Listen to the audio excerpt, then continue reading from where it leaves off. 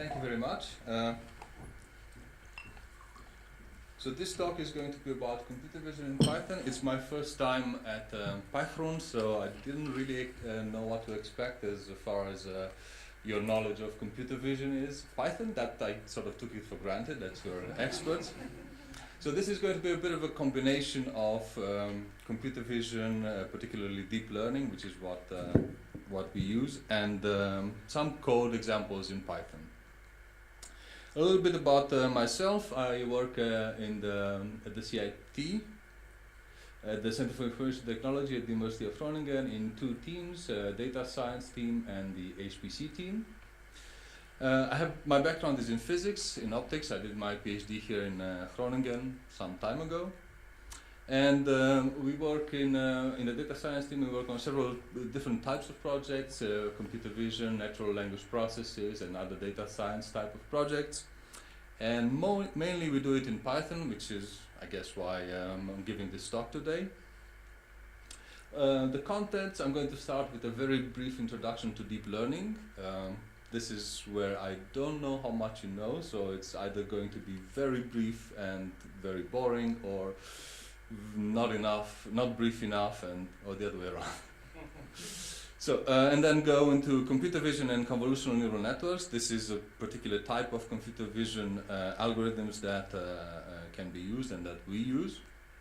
Then transfer learning, which is a way of sort of bootstrapping your computer vision training, because deep learning can be very difficult to train. It can take a lot of time and computing power, so any shortcut you can find and use, it's good. And an example of identifying types of cars from images, so SUVs versus sedans. I'm going to show a little bit how the code is structured and what you do to train a classifier. And then I'm going to go into our own projects in the data science team. This is one that I particularly work on. It's particle identification in nuclear physics experiments. Then we also have biology projects, such as recognizing yeast cells and the way they sort of bought off other yeast cells in biology. Automatic annotation of eye tracking movies, and I'm going to just briefly mention other projects. If there's questions, I think at the end only. Okay. 5 minutes. Right. So we start with a very brief introduction to deep learning. Imagine you have a set of data and labels. So the x's are your input data and the y's are your labels. Later on, the x's will be images of cars and the y's will be labels, either SUV or sedans. What you want to be able to do is learn a mapping from the x's to the y's. So this f is that mapping.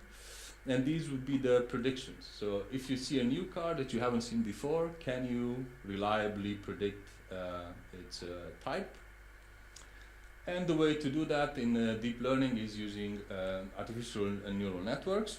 And this is just one single neuron. You have the inputs here. The neuron consists of some weights, which are just numbers or matrices, basically. And two functions, the transfer function, which is just the summation, and then the activation function, which is usually a non-linear function. So you feed these inputs through the neuron, and out comes the prediction. And then you say, okay, the new prediction is just applying the transfer function and the summation plus some bias parameter. Of course, the training consists in basically finding the right values of these weights, so that you get for each input you get the correct or as correct as possible to the true label. But that's just one neuron. I'm getting ahead of myself. So why are the true labels? This is your ground truth. Why caret are the predicted labels. This is what your function gives you, or your network gives you. And the way to train it is basically to define a loss. So you take the real labels, the predicted labels, and then you do this cross entropy loss. You calculate this loss and you try to minimize it with respect to the weights W. So the derivative set to 0, and this is a high dimensional optimization problem, there's gradient descent, there's regularization, there's all sorts of things that improve the training, but the basic idea of training is something like this. You have a function, the loss, which is minimized, and that give you the weights. And the minimization is based on how far apart the predicted labels are from the actual labels. And of course, there are many other loss functions that you can use. That was a single neuron, but deep learning actually means, or artificial neural networks obviously means you put all these neurons into a network. You have an input layer which into which you feed the axes, basically your data. Some hidden layer which do all sorts of intermediate calculations, let's say. And then the output layer, which can consist of either one or two or a number of neurons, which basically give you the prediction. So this is the basic schema of an artificial neural network, but in deep learning this is too simple, so we have something like this. You can have tens or even hundreds of layers of these hidden layers. They can all be connected to each other, so each neuron in one layer is connected to every neuron in the next layer.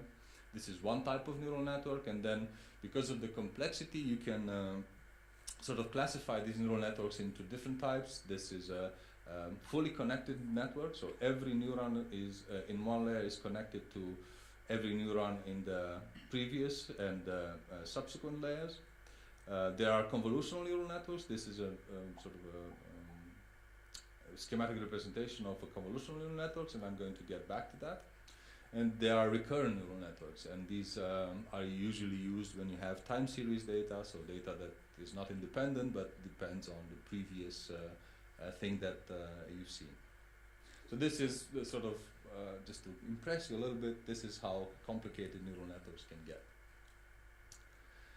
So we use, at least at the CIT at the moment, and many people actually use a high-end framework which is called Keras. And in Keras, the way you define a deep learning model is basically saying model equals sequential. This is the starting point. And then you add layers. So you add the first layer, this is the input layer, and you specify a shape. Then you can add another layer and another layer. And these can be of very different types. Convolutional layers, there's things that sort of compress the data and throw away some data. There's averaging layers and so on. So once you've done with all of these, you compile the model. And in the compilation you specify what kind of optimizer you want to use, what kind of metrics the neural network should be looking out for, so it can optimize based on that. And then you do a fit. So the fit is the actual training. Model fit, these are the input data, these are the labels, and there are all sorts of parameters. So once you've gone through this fitting procedure, the model will contain the weights, the W's, and then the only thing well, not the only thing, but then you can test your model. So then you can apply the model on new data that you haven't seen before and see how what the performance of the model is. So convolutional neural networks, also abbreviated CNNs, are mainly used to learn sort of higher end representation of images. It's almost, well, not exclusively, but mainly used for images. And the reason is that an image, you can see, think of an image as all collections of pixels. So let's say you have a 10 by 10 image with 3 channels, that's 300 pixels, and each one has a value. Of course, that's not how the human brain processes images, and convolutional neural networks were inspired by, I think, an experiment on a cat, or not a single cat, but several cats, and not the Schrodinger's cat.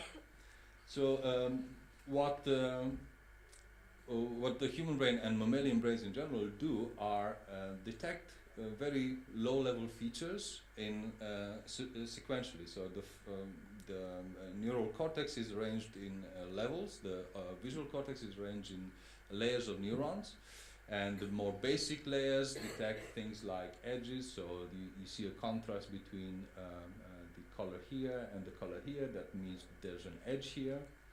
but also the same edge or a very similar edge is here, the same kind of orientation. And the idea is that you build up an image based on these very basic features. So the next thing might be something like a contour of a ear, or a contour of an eye, which is also has an edge to it. And you build more and more meaningful semantic information out of basically just pixels and applying these things sequentially. This is what happens here. So you take an input image and then you apply so-called filters. So you take a filter and you apply it over every pixel of the image. Then you get a map. These are the feature map. And then you take another filter. Maybe one filter detects a horizontal edge, maybe the next filter detects some vertical edges, and you build a certain numbers of these feature maps. Now in these feature maps, what happens is that basically everything else is not erased, but everything else is sort of lowered in importance, and only the particular thing that the filter is meant to detect is actually present in the feature map. So you have then, you start with a 3-channel image here, and you might have 64 filters that are applied to it, so you increase the information. At the same time, the spatial information is not as important in convolutional neural networks, so the fact that you keep the resolution of the original image or the size of the original image is not that important. So you do want then to do some subsampling. And the subsampling, what the most used one is maximum, it's called max pooling, and that just takes a certain size, like a 2 by 2, 2 pixels by 2 pixels, looks at the highest value and only keeps that one. So it discards spatial information, and that just makes the resolution sort of smaller, but the semantic information, the edges are still present. And you can do that several times, building more and more semantic information at the expense of spatial information.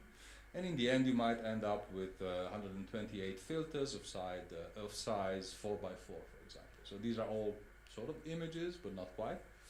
And then, so basically then you sort of learn the representation. You've learned what features are present, and higher level features are present in the image.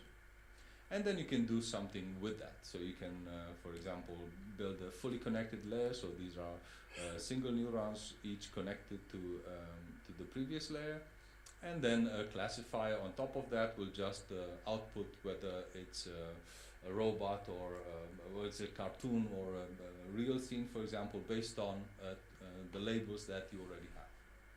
So that's basically what convolutional neural networks do, and as you can see, that is a way to do computer vision. So in this way, computers can recognize faces, can detect all sorts of things, can even classify very similar things in images.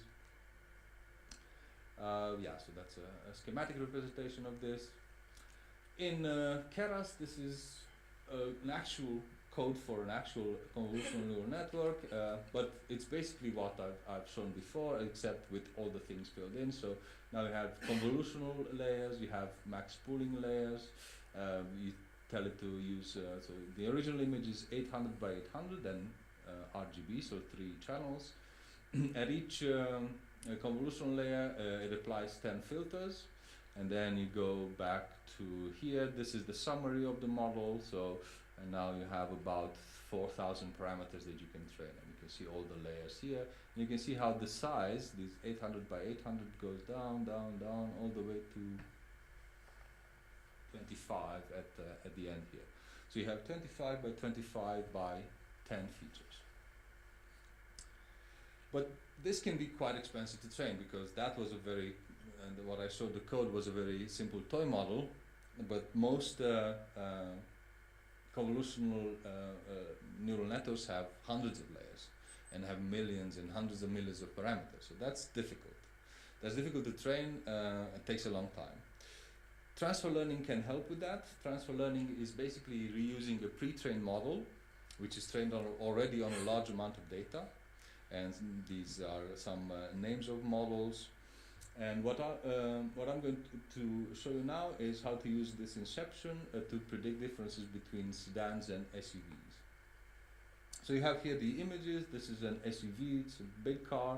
I think this one is a sedan, so they're all the same size, and the idea, the goal is to predict, seeing one image to predict which category it belongs to.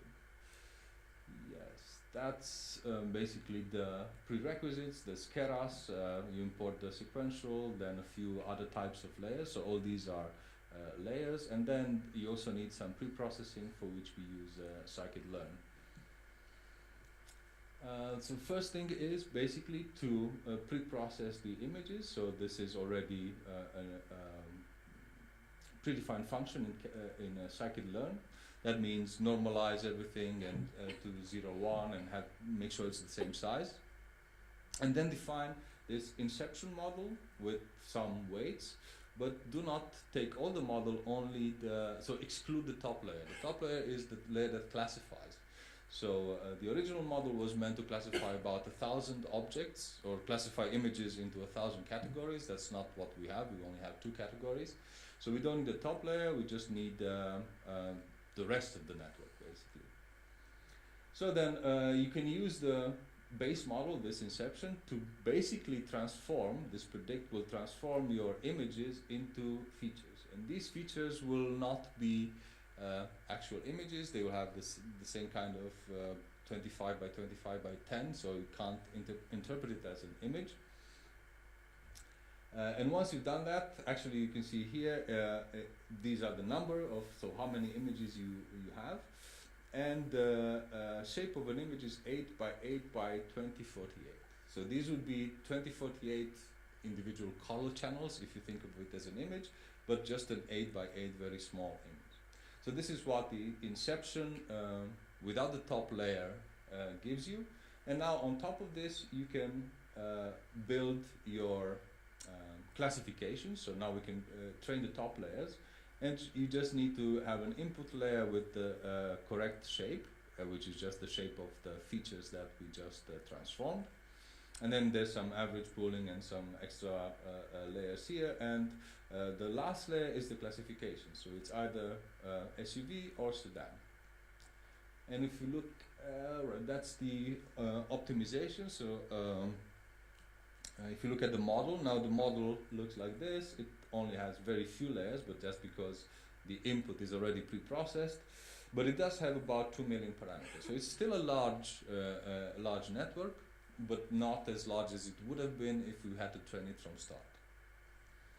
So training the top layers, this X-train is a subset of the images we processed. These are the labels, and this fit actually trains the model.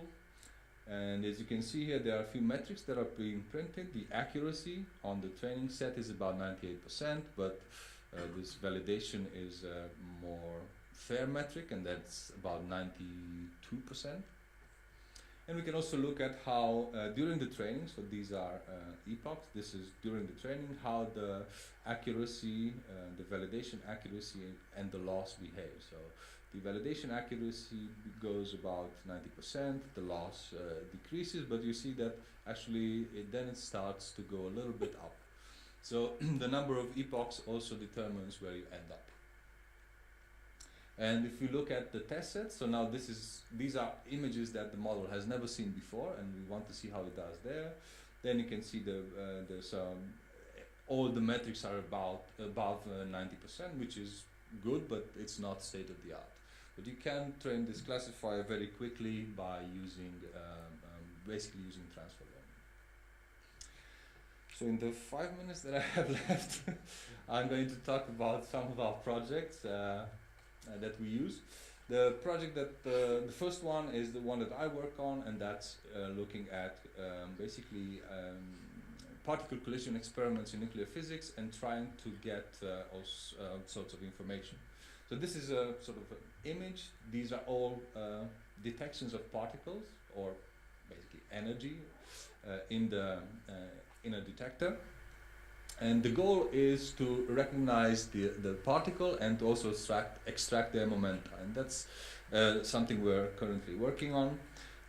That's because some events are not interesting at all. So you want to not process those and reduce those events by a factor of 1,000 and eventually by a factor of whatever 100 million, or I don't know what number this is, but it's quite a lot. So this is looking for very rare events and trying to discard all the events that don't matter. The training data is generated with the Monte Carlo and its label, Monte Carlo simulation and its label. And we're also looking at benchmarking this method, which is deep learning, with the traditional clustering and track fitting available in this Panda route, which is physics software. But because you saw the events were just points, and usually they look like X-Y pairs with the corresponding energy, so it gives you a coordinate and an energy. So we need to process them because CNNs only take images. The way to do that is to bin. So you have the detector size is known. We can bin it in a certain number of bins, and for each bin, the RC in that bin is the intensity is for that bin is given by the RC. So this looks something like this. Actually, this is an older image, and it doesn't make sense because they're all the same intensity, 1. What you want is different intensity because these are different energies. And the model that we use is also quite simple. It's not, it doesn't use transfer learning because I'm not aware of any huge networks that would train on this specific type of data. But it's, we're training it ourselves. It's 3 convolutional layers, 2 convolutional layers here, and then just a flattening layer, so these dense layer at the end, and this is the layer that gives the output. And if you look at the AUC, so this would be the true positive rate versus the false positive rate. If you're just guessing at random, there are just 2 classes. If you're just guessing at random, then you'd get this kind of curve, and we have this, which is not perfect, but it's quite good. Here we're looking at the loss, that's the blue. The solid curves are for the training data, these are for the validation data. So the loss for the training goes down, for the validation not so much, but I'm not sure you can see there, but they're all about between 85% and 95% accuracy. So both on the training and on the validation. And that is quite good. Of course, this is sort of just a proof of concept, but it can be improved. Another project that we're working on is recognizing these mother and daughter yeast cells. So these things are budding off each other. And this is a dynamic process, so you want to recognize it and track it around to see how it moves. And it's used for studying all sorts of processes such as cell division, and could be used for cancer development and studying aging. So the idea is then, okay, let's label the actual cells, the actual E cells. This is a training sample which is labeled, this is a test sample which is also labeled, and then have this UNet. Now this is a lot of convolutional, it's similar to a convolutional neural network, but the convolutional neural network is this part, it goes down, down, down, so it reduces the spatial dimension, increases the semantic dimension, until it gets here, and that's where you would classify it as something.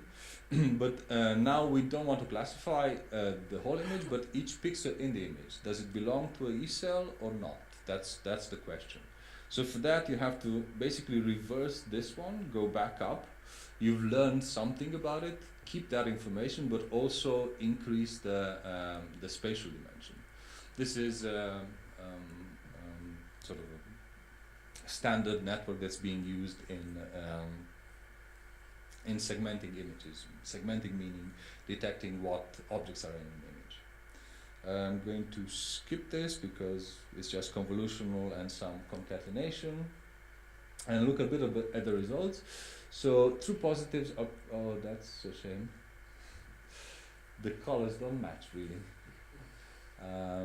Well, false positives are blue, and we do see blues, except Yeah, so false positives are blues are around the edges of the image. There are some false negatives, which are red, which are here.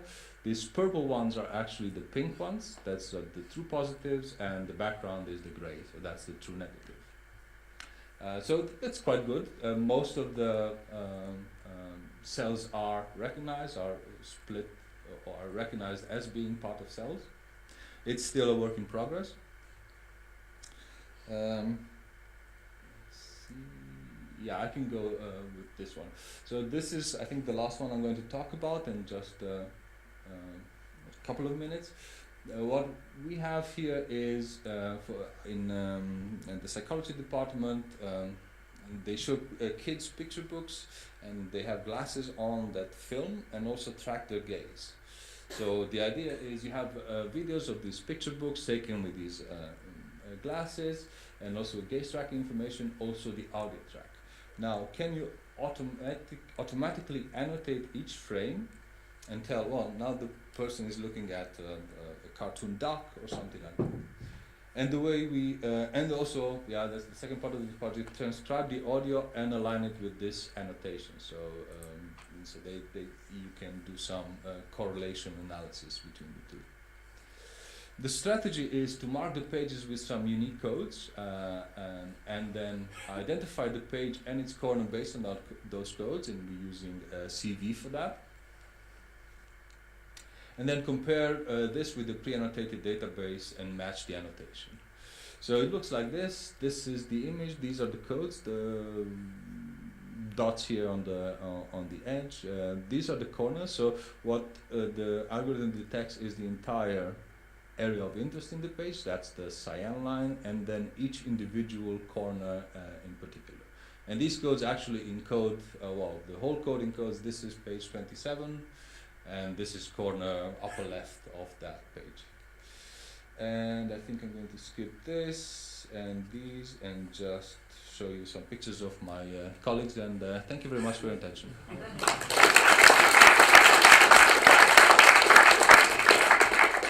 Yeah. You have 3 minutes left for questions. I was wondering, the project with the budding yeast cells, you train it based on movies of microscope, right? Or there are movies, but the initial part is to be able to detect the cells themselves, and that's based on just, I guess, frames from the movie. Yeah, so I was wondering, like, because another challenge is to do it real time. Yes. And I guess machine learning takes up a lot of time. So you wouldn't be able to do it real time. So what isn't there also an advantage in just taking one algorithm and trying to spot like the budding yeast cells themselves? Well, the machine learning and deep learning takes a lot of time to train, but not necessarily to predict. Okay. So once you've trained and all the weights are in place, then it's, well, depends on how large the network is and how many parameters, but then you just go through the network once and do the prediction. And that, I don't think they mean to do this online, like as the movie is streaming, you can process the movie in half an hour, let's say, a 5-minute movie or 10-minute movie in half an hour, and that's probably still doable. Because you're not training it on it, but you're just processing it in one go. So you talked about transfer learning. Yeah. So if you, because you're taking that pre-trained model and then you add another layer at the end, Mm-hmm. right? And is that the only layer you're training, or is it? Yes. Okay. Yeah. And then Well, the other weights are kept. Well, what we did here is just not even use the model, just pre-process the images so that it's as if they came out of the model. Well, they did come out of the larger model. But you can also take the image and tell the algorithm to freeze training on particular layers. Take the model and tell the algorithm to freeze the weights on specific layers, and then you're just training the rest of it. Any more questions? Thank you. Thank you for a fascinating talk.